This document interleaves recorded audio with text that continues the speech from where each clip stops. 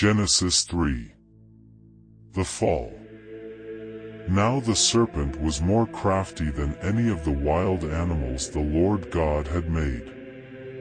He said to the woman, "Did God really say, 'You must not eat from any tree in the garden'?"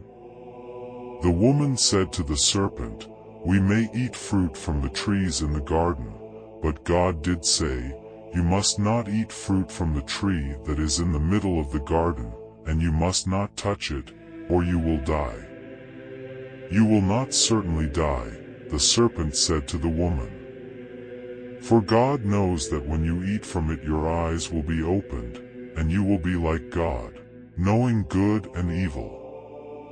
When the woman saw that the fruit of the tree was good for food and pleasing to the eye, and also desirable for gaining wisdom, she took some and ate it.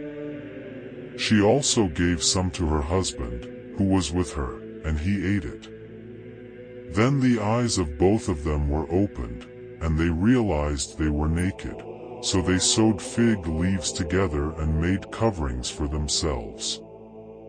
Then the man and his wife heard the sound of the Lord God as he was walking in the garden in the cool of the day, and they hid from the Lord God among the trees of the garden. But the Lord God called to the man, "Where are you?"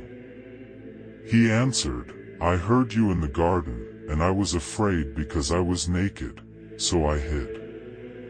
And he said, "Who told you that you were naked? Have you eaten from the tree that I commanded you not to eat from?" The man said, "The woman you put here with me, she gave me some fruit from the tree, and I ate it." Then the Lord God said to the woman, "What is this you have done?" The woman said, "The serpent deceived me, and I ate."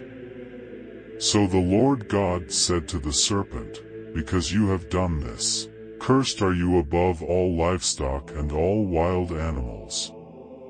You will crawl on your belly and you will eat dust all the days of your life.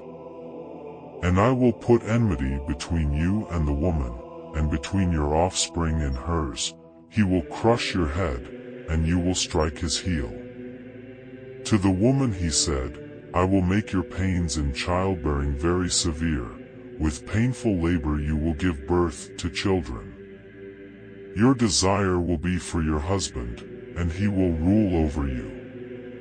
To Adam he said, "Because you listened to your wife and ate fruit from the tree about which I commanded you, you must not eat from it. Cursed is the ground because of you. Through painful toil you will eat food from it all the days of your life. It will produce thorns and thistles for you, and you will eat the plants of the field. By the sweat of your brow you will eat your food until you return to the ground, since from it you were taken. For dust you are, and to dust you will return."